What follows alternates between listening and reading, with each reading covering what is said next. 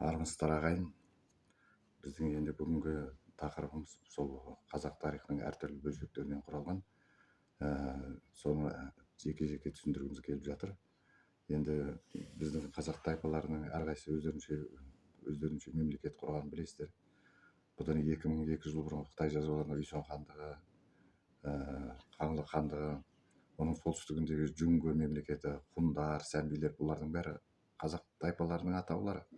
Еуропаға кеткен скифтер, Еуропаға кеткен ағылшын, саксон, герман тайпалары деп отырғанның бәрі қазақтың тайпалары.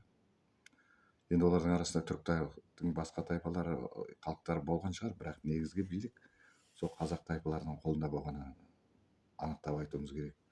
Біз сол тайпалардың бәрінің мемлекетін құрған мемлекеттердің, бірнеше мемлекеттердің атауы мына кітапта жаздық. Бұл кітап қазір айтайын, Жандосова, Әуезова деген бір бұрышта Орман деген бір кітап магазині бар екен, сол жерде ғана сатылып жатыр. Ал енді басқа жерде жоқ деп айтсаңыз да болады, өйткені бізден ғана аласыздар бұл кітапты. Интернет арқылы байланыссаңыздар бұл кітапты аласыздар.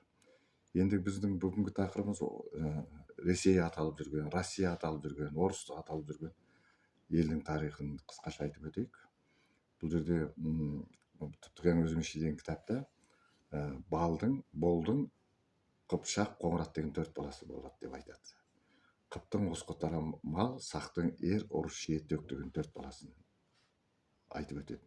Сол жердегі айтып отырған тайпамыздың аты біреуі скиф болса, екіншісі ұры деп аталады. Мына Ресей империясы құрылмай тұрып, Қыпшақтың бүкіл тайпалары жауға ұры деп ұрандайтын, ұра деп жүрген сол ұры деген адамның атынан ол батыр болған. Ол қазақтардың ғана атасының әруағына сыйынып, сол ұры деген адамның атынан жауға шабатын не болған. Ата дәстүр бізде әлемге дейін қалыптасқан. Енді қазір енді жауға шауып жатқан жоқпыз, бірақ аталарымыз бәйге шапқан кезде өзінің аталарының атын әруағына сыйынып жауып дәстүр қалыптасып қалған. Сол ұры мен осқы ұрпағы қосылып русский болып Россия мемлекеті негізгі осы атауы ұры мен осқының атауынан. Енді осы ұры мен осқы қосылып русский аталып жүрген кезде қиятты рус, Киевский Русь деген бар. Қият орыс мемлекеті. Қияттар мен орыстар бірігіп Украина жерінде Киев мемлекетінің негізін қалап, Киевский Русь, Қият орыс мемлекетін. Киевский Русь деп жүрген сол. Енді осылардың ар жағында, солтүстік жағында Беларусь деген ел бар. Ол шынында бал орыс. Балдың Уақ, Найман, Керей, Науман, Уақ деген 4 баласы болады керек. Сол бал орыс аталады. Оның ар жағында мына Швециядағы орыстар Рос деп аталады екен оларды. Финдер әлемге дейін оңтүстік Швецияны Рос деп айтады екен. Енді немістің жерінде қалған орыстар Боруссия, Пруссия деп аталады.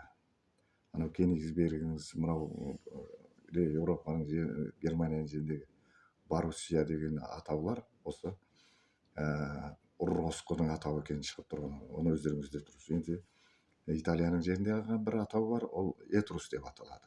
Осылардың бәрі алып келгенде мына ұры-осқы деген Пенсақтың 2 баласының атынан қалған елдер, мемлекеттер. Тыңдағандарыңызға